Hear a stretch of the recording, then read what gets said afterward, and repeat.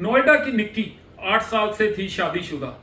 लाखों का दहेज दिया था शादी के समय पर और फिर भी ससुराल ने उसको डोरी के लिए तंग किया और उसी के बेटे के सामने उसको जिंदा जला दिया। सवाल ये उठता है कि इस हत्या को हम मर्डर बोलेंगे, डोरी डेथ बोलेंगे या फिर क्रुएलिटी मानेंगे। जानते हैं आज की वीडियो में। अगर किसी को जानबूझकर इरादे से यानी कि इंटेंशनली मारा जाए तो उसे हम मर्डर कहेंगे। जैसे कि पति पत्नी के ऊपर पेट्रोल डालकर कहे कि आज मैं तुझे खत्म कर दूंगा और उसको जला दे, इसे हम मर्डर मानेंगे और ये बीएनएस के यानी कि भारतीय न्याय संहिता के सेक्शन 101 के अंडर पनिशेबल है और इसके अंदर डेथ पेनल्टी और लाइफ इम्प्रिजनमेंट का प्रावधान है। अब जानते हैं डोरी डेथ के बारे में। अगर महिला की मौत शादी के 7 साल के भीतर में होती है और ये मौत अननेचुरल सर्कमस्टांसेस में होती है और मौत से पहले महिला को दहेज के लिए प्रताड़ित किया गया हो तो इसे हम डोरी डेथ कहेंगे। अब जानते हैं कि अननेचुरल सर्कमस्टांसेस क्या होते हैं। अननेचुरल सर्कमस्टांसेस जैसे आग लगकर मौत हो जाना या फांसी लगाना, जहर खाना या फिर किसी रहस्यमयी तरीके से औरत की मौत हो जाना। डोरी डेथ में मारने की इंटेंशन प्रूव करना जरूरी नहीं होता। ये भारतीय न्याय संहिता के सेक्शन 80 के अंदर आता है और इसमें 7 साल से लेकर उम्र कैद तक का प्रावधान है।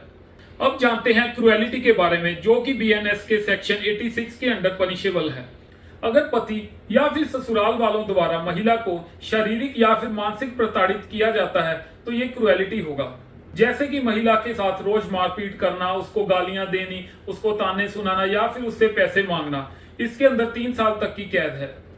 भारतीय साक्ष्य अधिनियम का सेक्शन 118 ये प्रिजम्पशन रेज करता है कि अगर महिला की मौत शादी के 7 साल के भीतर हो जाती है और शादी के पहले उसको डोरी के लिए प्रताड़ित किया जाता है तो ये माना जाएगा कि उसकी मौत के लिए उसका पति या फिर उसके ससुराल वाले ही जिम्मेदार हैं। यानी कि अपने आप को बेकसूर साबित करने का बर्डन हस्बैंड या फिर ससुराल वालों के ऊपर शिफ्ट हो जाएगा। Baijnath versus state of Madhya Pradesh 2017 में सुप्रीम कोर्ट ने कहा था 118 सेक्शन की प्रिजम्पशन तभी लगेगी अगर क्रुएलिटी और डोरी डिमांड कोर्ट में साबित हो जाते हैं। अब इसको निक्की के केस के साथ कनेक्ट करके देखते हैं। निक्की की शादी को 8 साल हुए थे और उसके ससुराल वाले 36 लाख की डोरी की डिमांड कर रहे थे। लगातार हरासमेंट हो रही थी और आखिर में पेट्रोल डालकर जिंदा जला दिया। इस केस में तीनों सेक्शन लग सकते हैं, क्रुएलिटी भी, मर्डर भी और डोरी डेथ भी। अब बड़ा सवाल कि अगर तीनों चार्जेस लग गए हैं तो सजा किसमें होगी। अगर मर्डर प्रूव हो गया तो सबसे बड़ी सजा डेथ पेनल्टी या फिर लाइफ इम्प्रिजनमेंट होगी।